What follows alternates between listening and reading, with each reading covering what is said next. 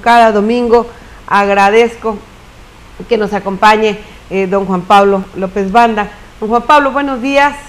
Muy buenos días. Qué bueno todos. Que viene, que ya su público está enojado conmigo. Oiga. No creo tanto, no. De verdad no que sí, de verdad que sí. Pero bueno, vamos a iniciar como cada semana con el tema nacional, si me lo permite. Pues el tema triste, lamentable, el crimen Moreira. de joven Moreira, allá en Santa Eulalia, un rancho cerca de Ciudad Acuña. Coahuila. Bueno, pues eso nos hace pensar que pasa el tiempo, el gobierno da señales de pronto que quiere remediar o quiso remediar, ya es tarde para este gobierno que va por terminar, y que nunca en realidad se enfocaron un buen objetivo para terminar con ese problema. Y esta situación que se dio allá en las cercanías de Acuña con este joven Moreira, pues me llevó a pensar que no ha habido mucho avance después de que desde el 2008 empezó el gobierno a organizar a los grupos civiles, y me trae el recuerdo aquella frase del señor Alejandro Martí, allá por el 2008, cuando recién le victimaron a su hijo. Él dijo esa frase: si no pueden, renuncien. ¿Y qué ocurrió? Bueno, pues en ese entonces creímos que el gobierno federal atendería ese reclamo. Sin embargo, pese a que es evidente que no pudieron, hablando de los responsables, nadie se fue.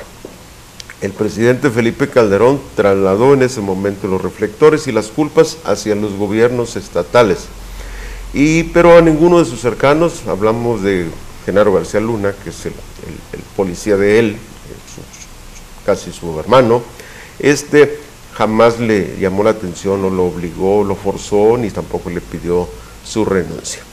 Esta semana, la señora Lucero Davis, viuda del joven José Eduardo Moreira, hijo del exgobernador Humberto Moreira Valdés, y además sobrina política del actual gobernador, que se llama Rubén Moreira Valdés también, bueno, pues ella dijo algo en su Twitter, como dicen los jóvenes, algo que debe remover la conciencia, pues no solamente del tío a quien fue dirigido, sino al mismo gobierno federal, desde el presidente y los responsables de la seguridad. Ella escribió: no sabes gobernar, esto es tu culpa, maldito, renuncia. Así, esa impotencia reflejada en las palabras de la señora Lucero Davis es ahora compartido por muchos familiares, muchos de los 80,000 muertos y más de los 10,000 desaparecidos, considerados desde hace mucho como simples daños colaterales de esta guerra que inició el presidente Felipe Calderón Hinojosa. Las palabras de la señora, la viuda del joven Eduardo, han sacudido la conciencia de muchos coahuilenses que con justa razón reclaman al gobierno federal se le dé la misma celeridad con la que se está actuando en el caso de este joven victimado allá en el rancho Santa Eulalia, las cercanías de Ciudad Acuña, Coahuila. Es triste, es lamentable que las palabras del señor Alejandro Martí y de la ahora señora Lucero Davis no encontrarán las autoridades federales y estatales, y seguramente pronto serán olvidadas. Lamentable tema, efectivamente, pues se le achaca todo a Felipe Calderón, a su gobierno. Pues no creo que el gobierno que va a entrar tenga una varita mágica y que de facto vaya a hacer que se olvide este tema, o que cambie el tema radicalmente. Creo que los mexicanos desearíamos más que eso, y una prueba es don Juan Pablo, lo que estamos viviendo en San Luis capital, en donde las pugnas, en donde pues el secretario de Seguridad Pública inclusive estuvo aquí en esta ciudad y le apuesta mucho, dice, a la prevención, a que todos nos tenemos que involucrar en este tema. Pero hay que considerar una cosa, señora, este asunto está ajeno a la mayoría de la población. Así es. O sea, bendito Dios. Si usted ve el mapa geográfico de este asunto, son las mismas bandas, los mismos grupos que comprenden la cuarta región militar que con base en Monterrey debe manejar el general brigadier del Estado Mayor, el general del Estado Mayor, Noé Plasencia. Es la misma, es su región, ese es un problema grande, y comprende el estado de Tamaulipas, San Luis Potosí, Zacatecas, una parte de Veracruz aquí abajo, Zacatecas y Coahuila, y esa es la razón, y ese es el fondo, son las pugnas internas que se están dando entre esos grupos y que traen como consecuencia pues daños colaterales, gente que se ve involuntariamente involucrada en esos hechos, y bueno, trae la consecuencia, y es ahí donde daña o perjudica y conmueve a la mayoría de la población. Pero lo voy a repetir, son problemas ajenos a las poblaciones, o sea, esos asuntos están muy lejos de ser de gente de Río Verde, de gente de Valles. Bendito Dios. Sí, esos son asuntos que deben de ser tratados en otro nivel y con más energía por parte del ejército y por parte del gobierno federal. El gobierno federal, desde el inicio, siempre ha tratado de repartir las culpas y señalar, y casi la prensa le sigue el juego y le enfocan como si el problema fuera generado por los gobernadores de cada estado. Lo cierto es que es un asunto, como le digo, federal, que debe de manejarse en otro nivel y con otras estrategias. Parece ser que los asesores del nuevo presidente Enrique Peña Nieto están precisamente trabajando en ese cambio de estrategia, porque siempre se ha dicho que no es el asunto que se combate la delincuencia organizada, no, el asunto es la estrategia aplicada. Señor, en el estado, bueno, pues, ¿qué tema tenemos? Congreso. Todo es fiesta, todos son reacomodos, todos están, sobre todo la prensa estatal se ha dedicado mucho a desgastar, a apabullar la figura de la señora exalcaldesa Victoria Labastida. Pareciera que todas las culpas de todos los males que han ocurrido en San Luis Potosí desde hace últimos 30 años, que lo compartieron algunos ayuntamientos y políticos panistas también, que dejaron el estado endeudado y que lo dejaron como está. Bueno, pareciera que todos ellos se lavan las manos, se lavan la cara y las culpas van sobre la señora Victoria Labastida. Bueno, así es la política, de ingrata sobre todo, y no tiene el control de manejar las voces cantantes o los medios importantes, bueno, pues sufre ese tipo de consecuencias. El tiempo dirá sí o hasta dónde. La culpa es absolutamente de la señora exalcaldesa. Sí, no, la han hecho, pero específicamente el medio, yo me pareciera hasta que perdió la objetividad este medio estatal, en donde pues completamente fueron una pelea encarnizada en contra de ella. Cuando se pelea y se golpea a un exalcalde, normalmente se trata de enviarle un mensaje al nuevo, para que le mida las aguas. Ojo a los de aquí. Ese es un problema que se ha dado, es un vicio que existe en los medios de comunicación desde hace muchos años.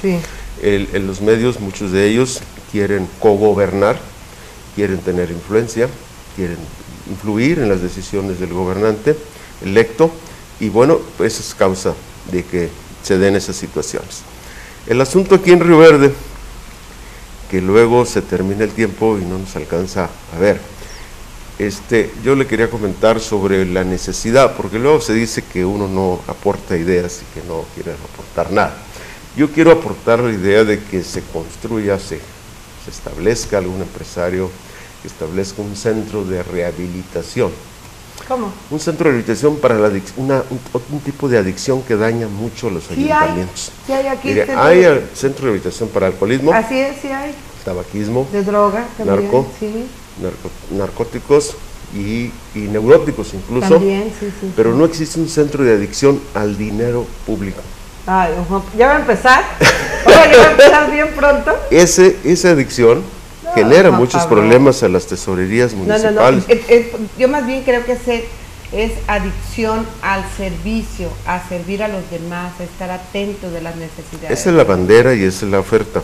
pero en realidad lo que pretenden es seguir viviendo del erario público. Y esa adicción la veo en varios personajes que administración tras administración hacen a un lado, incluso hasta sus principios políticos y morales y ideológicos, en el ánimo de permanecer pegados a la ubre.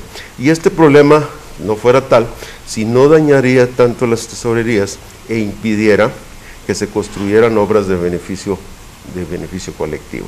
Por eso es que yo sugiero que se establezca un centro que ayude a rehabilitar a esa gente y les quite esa nociva adicción al dinero público. ¿Por qué?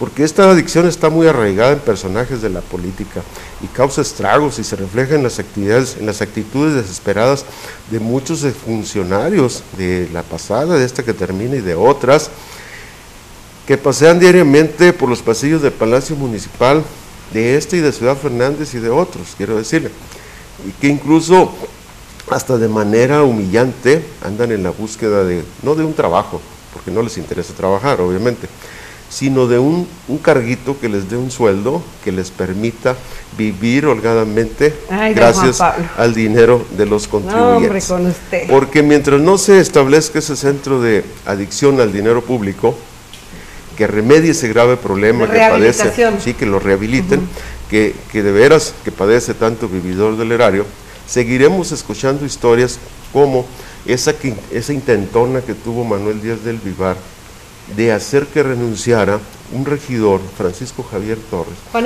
Juanito, para que tomara posesión, para que fuera titular el hijo de él, un joven que yo no sé para qué lo meten en la política, lo van a echar a perder, como es el joven Rodrigo Castillo García. Esta maniobra que hicieron, que parece juego de niños, porque Alejandro le dijo que sí y lo votó, pero movió a los demás regidores para que votaran en contra. ¿Qué mal pensado es usted? No soy mal pensado, yo me gusta ver los juegos de la política y también cuando los jugadores son malos, porque luego no esconden bien las cartas y se nota la trampa, de tal modo que ese tipo de jugadas se da precisamente por esa adicción a querer permanecer inquistados en la nómina. Por otro lado también, antes de que concluya, perdón que lo... ¿Qué culpa tiene el muchacho? Lo que digo yo. Rodrigo, ¿verdad? Sí. Digo, el pobre chico que ni ha demostrado si es bueno, es malo o regular. Ni siquiera, ninguna culpa. Él merece todo el respeto. El solo nombre, digo, porque a veces los hijos de uno andan pagando culpas que no son de ellos. Pues que sí, son de pero uno. Los padres los meten en el ánimo de conseguir un objetivo, porque el objetivo de esa maniobra política se vio muy falsa, muy burda, ¿entiende? Y entonces eso... ¿Qué iba a pasar? ¿Le irán a obligar a que no vaya a las sesiones a Javier? No, él se puede sostener y es que es muy fácil. A él le ofrecían otro cargo con un sueldo. Desarrollo rural, algo así. Pero imagínense usted las maniobras que hacen con cargo a quién, señora, con cargo al dinero público, de eso estamos hablando. O sea, no le van a dar ese trabajo y lo van a pagar de su bolsillo, no lo van a pagar. Ellos juegan con el dinero público y se lo reparten como ellos mejor les convenga. Entonces, y así como los Castillos se mantienen, y para no ofender en lo particular, porque luego tienen la piel muy sensible, los Martínez, los Juárez,